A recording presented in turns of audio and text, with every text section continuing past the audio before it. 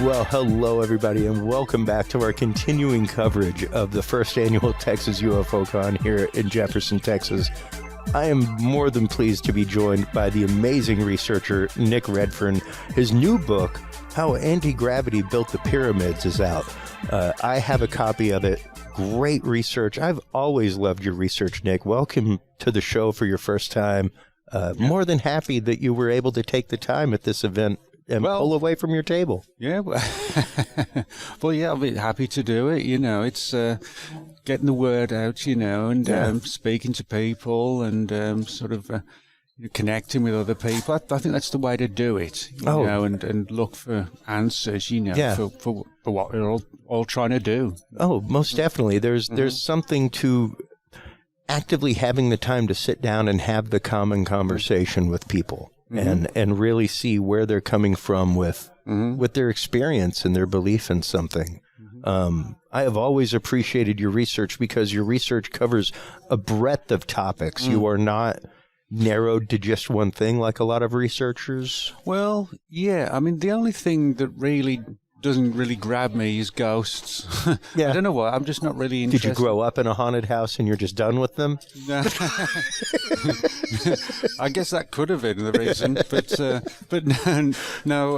It's just not my thing, you know. But sort of UFOs, cryptozoology, some conspiracies. I'm not really in like political conspiracies, but more sort of sinister kind of situations. Yeah, you did an amazing book on Marilyn Monroe and her death.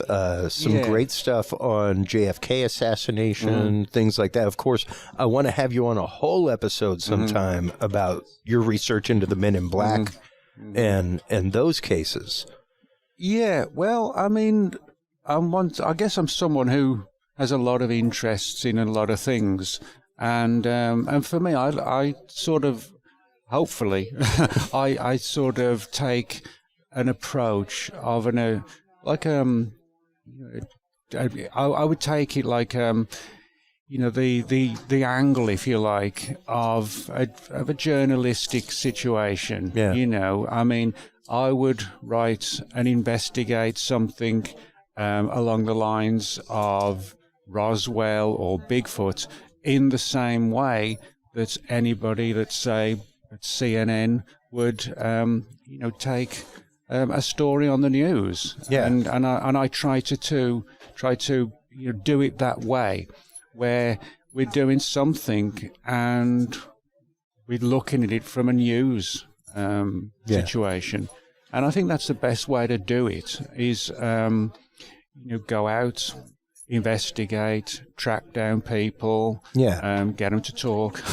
well, and especially whenever it comes to a lot of the topics that you cover, it's very important to approach it that way, because otherwise you get caught in the rabbit holes way too easily. Yeah, and you've got to keep digging and digging and digging, and you're not going to get the answers by somebody says go away and. Oh, okay, I'll go away. Yeah. No, that's not the way to do it. You know, you've got to keep knocking, and knocking again. Yeah. And for me, I've always found that if you're looking into like some particularly, some kind of conspiratorial situation, the more you start to dig, the threads start to come together. And I've always found that you keep pushing, you will start to get the answers. You might not get them all. You may not even get the answers you like. Well, that's right. Yeah, but they're answers, and you need to follow that, even as an investigator and a reporter, like you're saying. Yeah, and I think for me as well, I think the most important thing is that not to go down the path of like the X-Files. I want to believe. Yeah. None of us really should be, just regardless of whether you want to believe or not. The fact is, we shouldn't go down that path. Yeah, exactly. Because at that point, you're really not dispassionately looking at evidence. You're looking at it with a lean to begin with. Yes. Yeah. I think there's a lot of things I like to investigate, like things like the Men in Black, you know, and cryptozoology and things like this. And, you know, and again, with those subjects, I always sort of take that same approach always. If we're going to look for Bigfoot or something like that, go out into the woods, go out for like 2 weeks or whatever in a place, an area where something was going down.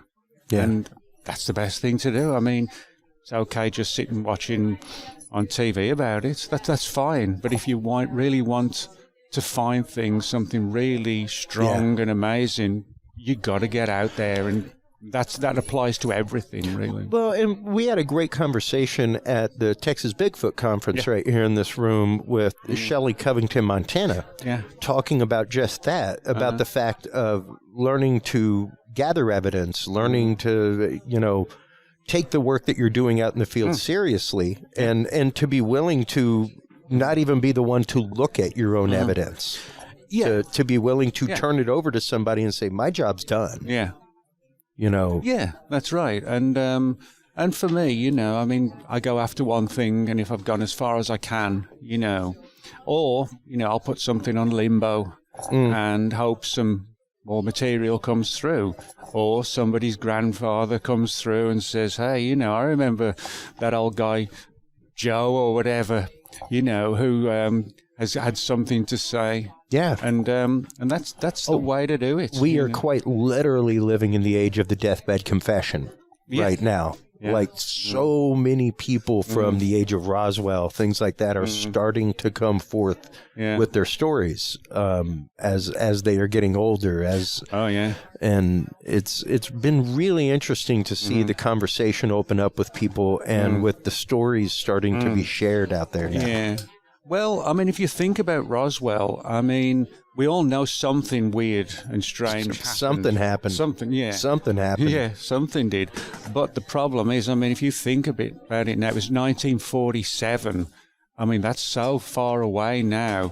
I mean, there's hardly anybody really left, you know, and those who are in their 90s. Well, and at that point, what a lot of people don't realize is at that point, we were still living in the age of the newsreel. The government was still very intricately tied with the news. That was still a national declaration at the time and fully funded by the government. So, yeah, like you think it would have been more independent reporting at the time, but actually they had a lot more control and lockdown. Than we give them credit for during times like that. And there was also a lot more national trust in the government, just of the fact of, but they're doing the right thing. You know, like they just stopped the Nazis. What are we going to do? Tell them that they're doing a bad thing? You know, like, are we going to not trust them now? Yeah. But I think the big problem with like some of these cases, like Roswell, is not only, you know, it's getting further and further back in time, but there's less and less people still alive, you know, that they're really dropping off now. Yeah. And there's one thing that I think a lot of people often don't know or don't think about is the angle of maybe now the government of today, they don't know what happened back in 47. I mean, you think about it. Oh, it was so compartmentalized at the time, period. Now even trying to find something about it, good luck. Yeah. Because those that were involved with the compartmentalization are gone. Yeah, exactly. Yeah, I mean, you think about it, that 49, something weird happens, 1947, New Mexico, in the desert, and now we're in 2022, and what do? You know, and if the government was so intent on hiding everything about Roswell, you know, worst scenario is that the documentation no longer exists. I mean, think about it. The government might not even need the documentation now. And so to prevent any big issues happening, let's just burn it. Yeah, and no one will know. Yeah, I mean, it just goes into a mass burn bag along with, along with all the materials they burned at Area 51. Well, what I kind of sort of parallel it with we're kind of like the the saga of Jack the Ripper. There's all different theories, nobody who it is or who it was, and we probably never will. And then the story is just going to roll on. And the same with Roswell. Well, and now granted, using that as a prime example, that is a great example of a case where things have been archived. They've been properly archived for almost 100-something years now. But even like I want to say it was a kerchief that one of the victims was wearing was just recently put through genetic testing, all that kind of stuff. So the fact that we can now leverage new technology against old evidence, new document scanning techniques, things like that, to verify whether or not they're real or not, all kinds of things. We have a whole new panoply of technology to be able to examine older evidence with, and that's really a fantastic thing.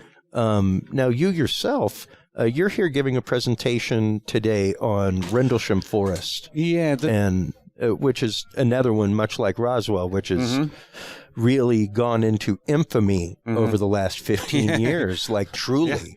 You're not wrong there. Let's start talking about a couple of the interesting things about that case. Well, one of the problems with Rendlesham is the same with Roswell, namely that there are so many different scenarios or theories. And when there's sort of 6 or 7 scenarios, I mean, if you look at Rendlesham, you've got the case of like a UFO landed in the woods in December 1980. But Jim Penniston, one of the key figures in the story, he said, no, they're not aliens. They're time travelers from the future, and our world's, just destroyed now. So they come back to our time to, take away DNA and things like this to try and reboot what's left of the human race. And you've got other people who thought in the early days of the Rendlesham case, some people wondered if it was like an early stealth plane, something like that, and just crashed in the woods. And so when you've got so many different theories and scenarios, it can get really difficult and complicating. And I think sometimes it would not surprise me if sort of government people, work in like the fields of like psychological warfare, they would deliberately insert fake stories. Sure. So after about a year or two, everybody's head spinning. He thinks it's this. She says that kind of thing. And I really do think that happens, and it is done to prevent any of us really getting a good, solid story. What we've got is multiple sort of half and half type stories. Well, and especially whenever you're talking about military bases, testing, things like that. Like, they absolutely put that disinformation out there to utterly discredit things and make people go like, oh, well, okay, loony bird, when they're actively testing very advanced things that you can either spend a bunch of money and try to figure out a neuralizer, or you can just put a fake story in a newspaper and that's right. let the 80% take over of, well, no, this is what happened, while the other 20 are like, but this thing, really, really interesting. What was it that first spawned you into the world of this research, Nick? Well, the reason why I got into all of this is actually quite simple, but it's always kind of amazing as well. My dad was in the British Royal Air Force. He was a radar mechanic, not a radar guy who, guides the screens and everything. If there's any problems in the radar systems, my dad would go out and fix the equipment.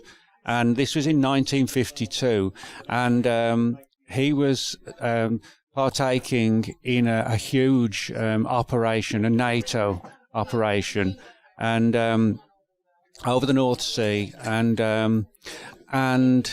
the story, what happened, as my dad told it to me, that one night they were checking the radar screens, and they saw these high-flying, whatever they were. You just get the bleep. You've just got the blip on the screen. Yeah. And my dad said there were these things coming across the North Sea at incredible speeds and then literally stopping like that. As if it hit like a concrete wall, which, of course, no airplane can do that. Yeah. You'd just be smashed in the plane, And now this went on for 3 nights, all these super fast craft, whatever they were. And at the end of the 3 days of this operation, and which was called Main Brace, and after these 3 nights were over of these... the operations and seeing if the Russians, could beat us or not, that kind of thing. And after the 3rd night, everybody was taken into a room and said, you won't talk about this. You won't say anything about all these sort of, bizarre things that were appearing on the screens. And my dad didn't say anything about it until I was about 8 or 9, no, about 10 or 11, something like that. And when he told me that, not just because it was my own dad, but also because, he was somebody who was worked in the military on radar. And so when he told me that, it really sort of opened my eyes. And I thought about, wow, I'm going to look into this more. It's not just, some sort of...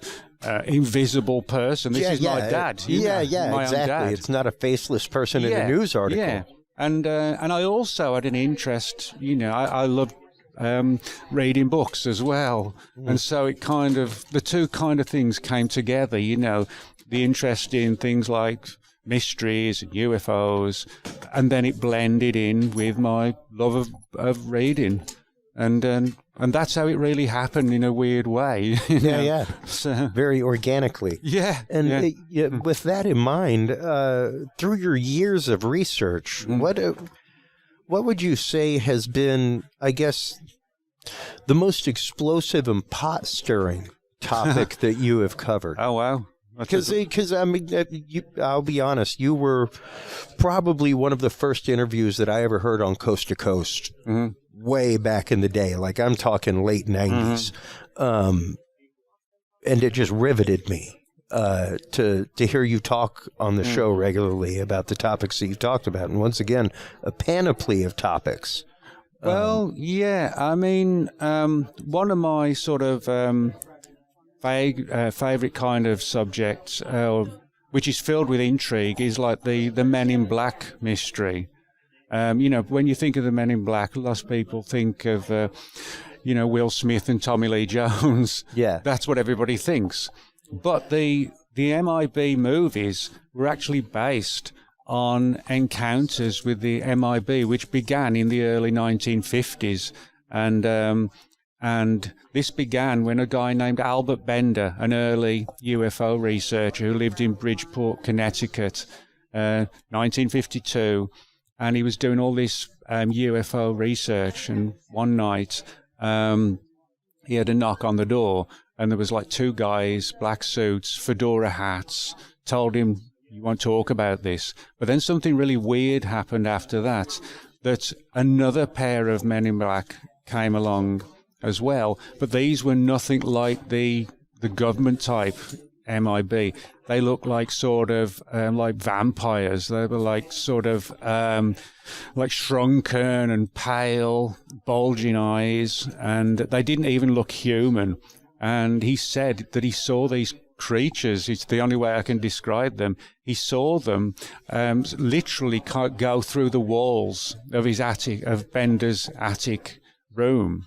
Oh, man. Yeah, and so the original story of the Men in Black is very much like an Edgar Allan Poe mystery story, paranormal story. It was nothing to begin with. It was nothing to do with the government, really. Yeah. And I was going to say a lot of the stories surrounding the Men in Black have a definite paranormal twist to them. And even the people's sensations that they feel, and almost a psychic type communication with them. Yeah, I mean, in those early eras of ufology, a lot of people had this angle of there being an extraterrestrial angle, but tied in with a paranormal side as well. That you can find that in a lot of the very early way ufology began. And I mean, there's so many things along those lines. You know, you've got the women in black. A lot of women. I did an entire book called "Women in Black" because there's so many stories as well where, you know, people have seen a UFO and a woman in black comes to the door. Interesting. Yeah. There's a lot of those cases. Wow. And they look all pale and shrunken and bulging eyes, and you're like, is that actually a person or not? You know. Now, with Men in Black, paranormal, in your realm of career and research, here recently, the gentleman who runs, I guess it was dreamland.org, was just raided by the FBI. What? Not even joking. Apparently, possibly for a picture of somebody. The guy has a website. He's got a lot of YouTube stuff. Got a lot of, like my website, a lot of PDFs, things like that. And yeah, he was literally just raided by the FBI and I forget who else. I think it may have been like the equivalent of the new OSS, like but they just came in and took a bunch of his archives and documents and things like that. Have you ever, in your realm of research, especially with verging on a lot of the topics that you do that are very sensitive, deal with a lot of government entity, so to speak. Have you ever had any kind of threat like that? Anything that you can speak about anyway? Frequently, it will be the fact of you better not tell anybody about this. Well, I mean, I get those kinds of questions asked, but I can honestly say that nobody's knocked on the door and said, Nick, you won't do this anymore. You've never gotten the finger wag? No, okay. No. All right. I mean, a lot of people have. Now, what I have had is strange situations like weird phone calls, which related or came along after I'd finished doing some work. I'll give you an example. The Marilyn Monroe book.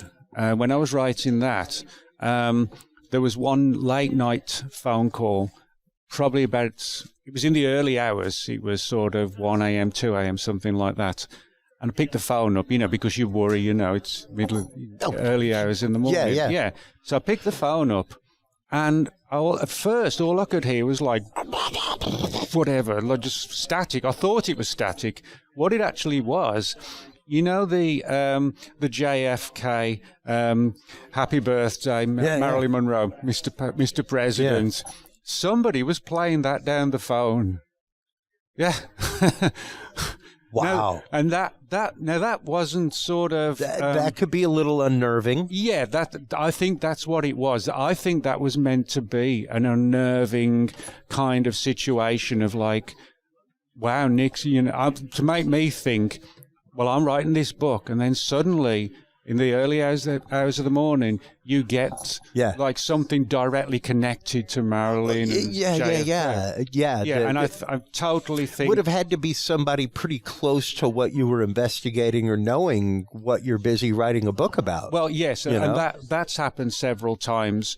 That's probably happened 5 or 6 times where I've had a weird phone call, and it's clear that the voice or the words were relevant to what I was doing at that time. And very often I hadn't told anybody else, because usually when I'm writing my books, I don't really say which books I'm writing, and my books pop up. Yeah. Everything's finished. But these people, this has happened several times, and my agent Lisa, my literary agent Lisa, she's had the same thing. Wow. With her, with voices and things like that. And again, I think this is totally to sort of, get people sort of shaking and worrying, and I've got to walk away from this, otherwise, the government's coming. Sure. But my luck is that, this is a job, but it's a passion, and you can't just stop. Yeah, in the middle, you've got to keep going. And you amongst a lot of researchers, and especially in what you research, are more than public about your work. You are out there. You're on numerous shows about it. Regular guests on quite a few when it comes to some topics. So it's not like you would be a stranger to the radar, so to speak. Yeah. Well, I think what's happened mainly with me is that it's to sort of give me some sort of, get me worried. I think it's more along the lines of, like a psychological thing, just play with my mind. But nobody's actually knocked on the door and said, hey. You haven't gotten to visit. Nobody's like coming up to you while you're pumping gas. So we need to have a talk real quick. It hasn't happened yet. Note the word yet. Yes. With that in mind, what advice do you give somebody that is looking to go down the road of researcher? You mean in UFOs? UFOs, paranormal, anything in the weird and strange, I guess, side bin. Yeah. The scrap bin that everything just tends to one-off get thrown into, Yeah. Well, what I would say is that there are two sides of ufology. One is the real phenomenon, and then you've got sort of government intelligence, psychological warfare, where they change things around and create stories and lies and things like this. And that's done so that we don't know what the big story is, or even what half of the story is. Yeah. And that's done in a very clever way. And so, in other words, I would tell people, just because you hear a great story, don't just accept it as it is. If you're one of the first people who did this, and you're the one who found it, that's great. But also think about the story from the perspective, why did this person give it to you? That kind of thing. Yeah. And so, do they want you to sort of like fall into the well kind of thing? So I would say that anybody who's into the UFO subject understand that there is a real phenomenon, but there also are multiple agencies that want to change the stories just to screw with your mind. Oh, yeah. Yeah, most definitely. And I mean, one of the things I point out on the show regularly is, don't forget, our 2 presidents ago on his way out of office, they funded the Department of Anti-Propaganda Propaganda. Remove the anti-propaganda, and you've pretty much got the title of the... I'm pretty sure whether it's anti-propaganda or not, it's still propaganda. We have a public propaganda office, folks. We are actively funding that right now. And we need to remember that. We need to remember that when things are disseminated through media, when things come out. We just got done having the conversation. I have it on the show regularly. The revelations since 2017 and ATIP and everything else have utterly changed the conversation, and that's a great thing. Oh, yeah. But we still need to question what came out in 2017 and why it came out, and why the gentleman who brought it out still has security clearances. Well, things like that. We need to question those things, and we need to be willing to question, not just accept it all prima facie. You're right, because you're right. Everything changed after sort of like 2017, and where we're in a position where now ufology or UAP, whichever you want to call it. Well, and that's the other thing is people were literally putting out FOIA requests. We don't investigate that. No, they don't, because they changed the designation. So literally the government is not lying to you. They do not investigate UFOs. they investigate UAPs. So you can make the FOIA request for a UFO file all day long. You ain't going to get it because it doesn't exist. It's in the UAP bin now. And they changed it for a reason. And oddly enough, right up around the same time that all of that stuff came out, like the Nerudo run happened on Area 51. And just before that, the government saw fit to add the word conspiracy theory to the big domestic terrorism watch list. So now anybody who uses the term conspiracy theory is literally on a watch list. And that happened just before all the people went to Area 51 to rush the gate. Interesting how you got all these people who are now literally conspiracy theorists gathered in one place where you can just swath all their data. Well, and now legally do it because they're there on behalf of conspiracy theory, which is now domestic terrorism. Like just putting those nefarious puzzle pieces together and seeing how that infrastructure works and how, they just warrantlessly found a way to mass swath a bunch of people's data because of what you're into or because of a tag word that you've used on social media. And since then, we've literally on my show used the term conspiracy hypothesis. Just sure, in science, you can hypothesize anything. Through experimentation, it becomes theory. Well, and I think, I think there's still something going on.